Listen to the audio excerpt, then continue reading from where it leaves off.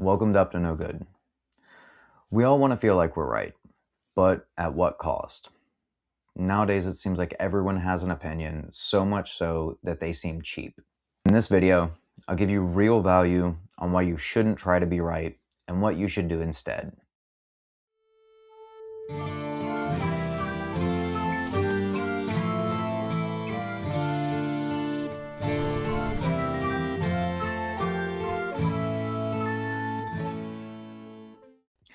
There's a cost to living a life always trying to be the one who's right, which is different than being well-read.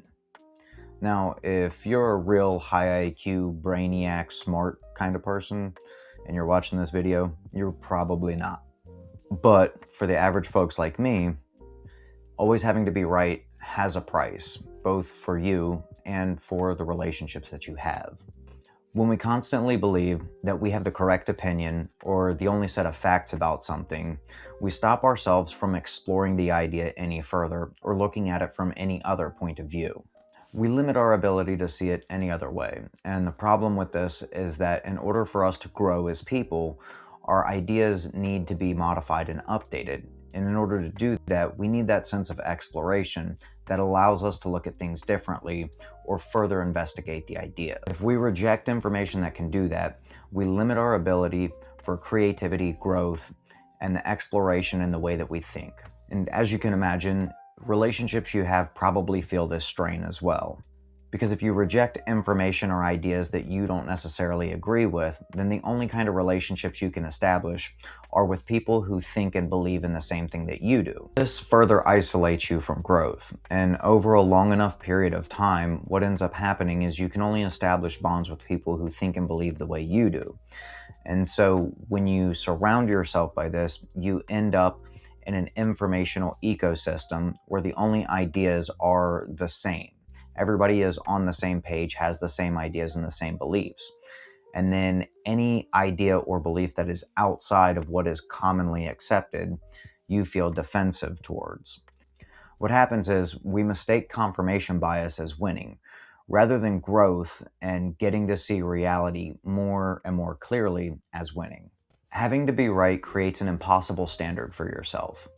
Even the Buddhists, as enlightened as they can be, understand that impermanence and change are features of reality itself. They spend their entire lives trying to figure out what is the right response, the correct solution, the proper emotion that I should feel towards this, and what is the correct path. But they also understand that this is a lifelong goal. You'd probably never catch one of these monks participating in dunk culture or comment wars, but if you do, send me screenshots because I'd like to read that.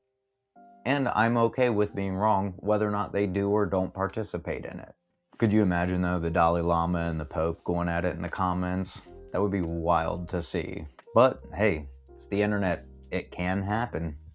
Being right is an admirable goal, if it's in search of truth and genuine knowledge. But if it's just for the gratification of feeling as if you've won, then along the way, you're going to lose a lot. And it's probably going to be pretty lonely with all those wins.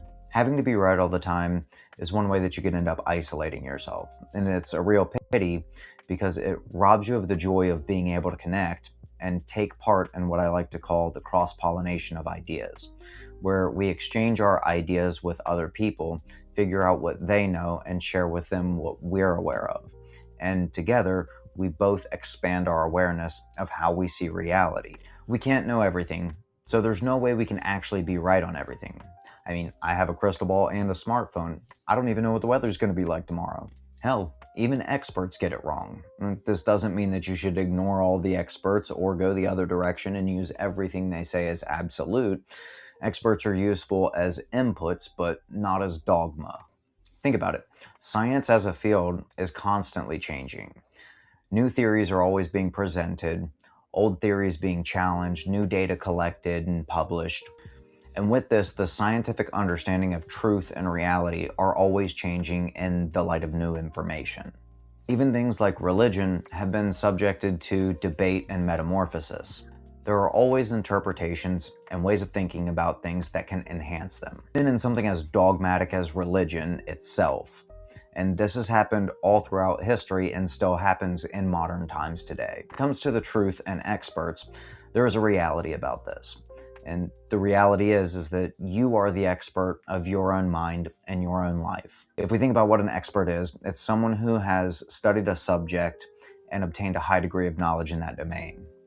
No one has lived your life more than you, and no one has spent as much time with you as you. This would make you the expert on your life. No one can explore it better than you. Nobody's going to feel your emotions for you. No one is going to understand what's going on inside of your mind better than you are. You get that from your first-person viewpoint, whereas anyone outside of you has their own subjective interpretation of you. And the more you explore, the greater the understanding of yourself will become. And if you don't, there's a whole world of people out there that understand they can co-opt your mind for their own benefit. Everything from nutrition, parenting, fitness, exercise, culture, politics, they all have an expert that's just waiting for someone that they can convince of their way of doing things. Hell, I'm playing the same game. But this only happens if you let us. There's a simple solution to all of this. And first, you have to ask yourself if this is the life you want. Do you want other people to do the thinking for you? Do you want to live in echo chambers and isolation and argumentation with people? Do you want to pay that price? And if you don't, then there's another way. Be curious. Explore the ideas rather than defend them. Be willing to try and be willing to fail. Wisdom, truth, and the right perspective is only ever earned slowly. And I always love telling people that mastery isn't never failing. Mastery is learning all of the ways to fail so that you know how to succeed. Winning is growing, not being right. And you grow by increasing your awareness, both of yourself and the greater picture of reality around you. Know what you think, and then find other people that think differently. And be inquisitive. Ask them questions. How did you arrive at your perspective? How did you come to understand things the way you do? What's your story? Find out why they think what they do. It's okay to be willing to withhold an opinion or even be undecided on something if you feel you don't have all of the information required to come to a determination on it. You're not required to have an answer, especially all of the answers. None of us are, be it correct or incorrect. And sometimes right and wrong is context dependent. You may be the smartest person in a room full of children, but those children could probably teach you a little bit about the spirit of freedom and imagination. If you want something practical, for the next couple days, you can try this. Before you respond to a thought or an idea with your own, instead investigate that person's thought or idea. Try to figure out how they came to the conclusion that they did. Let them walk you through their entire thought process. Listen to understand, not just to respond. And if you have the opportunity, be willing to admit, even to yourself, that you were wrong or misguided about something. If you do this with other people, most often this is seen as a good sign. It's a sign of humility and not cowardice. And if you happen to see any monks in the comment wars, let me know. Until next time, always stay up to no good.